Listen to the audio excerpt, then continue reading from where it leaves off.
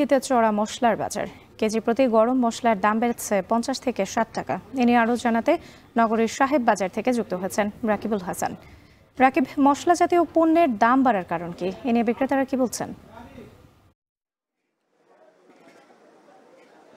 রাত্রি আসলে রাজশাহীর যে বাজার সেটির কিন্তু স্থানীয়ভাবে কিছু মশলা উৎপাদন হয় এবং বাকি যে মশলা সেটি কিন্তু আমদানি নির্ভর, অর্থাৎ সেটি চট্টগ্রাম পোর্ট অথবা এলসি করে আসা বিভিন্ন জায়গা থেকে সেটির উপরে নির্ভরতা বাড়ে।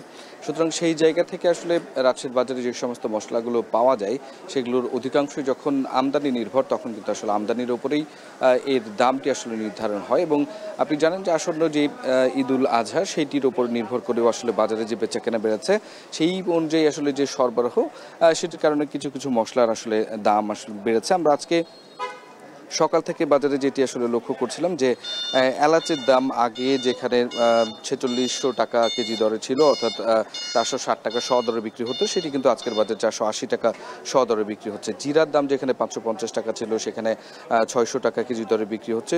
ধনিয়ার দামের পার্থক্য আমরা লক্ষ্য করেছি, খুচরা বাজারে এখানে 142 টাকা আমরা লক্ষ্য করছি, কিন্তু এই অন্যান্য বাজারে যেটি লক্ষ্য করা গেছে 190 টাকা কেজি দর।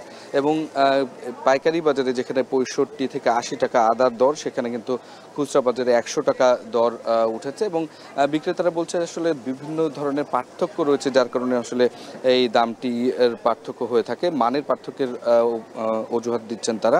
তবে অন্যান্য ক্ষেত্রে কাঠ মশলা 480 টাকা কেজি দরে বিক্রি হচ্ছে, যেখানে গেল সপ্তাহেই কিন্তু প্রায় 470 টাকা কেজি দরে বিক্রি হচ্ছে। সুতরাং এই যে মশলার বাজার সেটি কিন্তু আসলে আমদানি নির্ভরতা একদিকে যেমন রয়েছে, এবং একই সাথে কিন্তু রাত্রি আপনাকে বলে রাখি যে এইখানে যেহেতু এই পুরো বাজারটি আসলে আমদানির উপরে নির্ভরশীল এবং সেটির যে যোগান সরবরাহ সেটির উপরে ভিত্তি করে আসলে এই দামটি বাড়ছে বলে এখানকার ব্যবসায়ীরা বলছেন। তবে যারা আসলে পাইকারি বিক্রেতারা আছেন তারা বলছেন তাদের কাছে আসলে মূল্য ঠিক রয়েছে, তবে খুচরা বাজারে গিয়ে খানিকটা দাম বাজার ভেদে পার্থক্য হতে পারে। তো রাত্রি এই ছিল রাজশাহী থেকে আমার কাছে মশলা বাজারের সর্বশেষ।